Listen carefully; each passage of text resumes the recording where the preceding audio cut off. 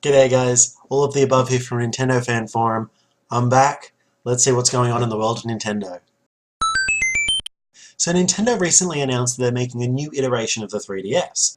For those at home not keeping score, that means that within 3 years Nintendo has brought us the Nintendo 3DS, the Nintendo 3DS XL, the Nintendo 2DS, and now the new 3DS, as well as the new 3DS XL. Now the thing that separates this version from all the others is that this isn't just an aesthetic update. While the screen is larger and the console is lighter, the new 3DS finally has a second analog stick. But let's be honest, that thing looks a little bit like the nipple thing that they used to have on laptops.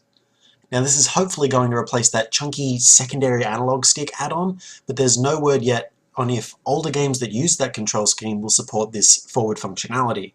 Hopefully that's the case. This new version also boasts a more powerful CPU. Now we don't actually know how much more powerful this CPU is, but we know it's enough to run a port of Xenoblade Chronicles, which is a game from 2011 on the Wii. This is the part that's divided the fanbase a bit, because while it obviously means that games are able to take advantage of that new CPU and that better processing power in their games, it means that we're going to start seeing games that are only able to function on this new model. When you have games that are only compatible with one particular version of the hardware, that's naturally going to create a bit of fragmentation. And hey, if there's going to be some great games that are exclusive to this hardware, I might just have to give in and buy the new console. That's just blatant consumerism, but it's how the world works. I strongly believe that games are enough to sell a console, and if the games are good, then so's the console. At this point though, there's no real way to tell what's on the horizon.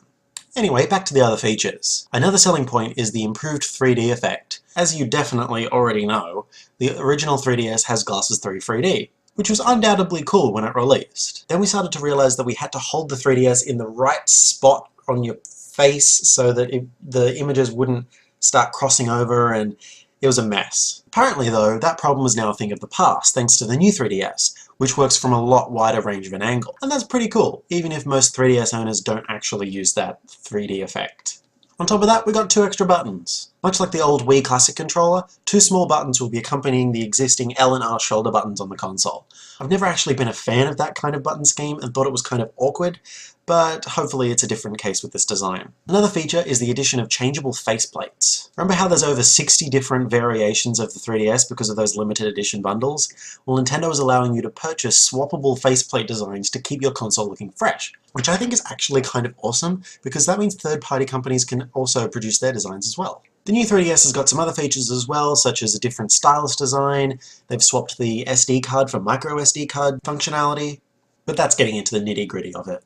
If you need any more information, check the link in the description. We've got a whole thread dedicated to this. But anyway guys, that's it for me. I'll see you on the forums.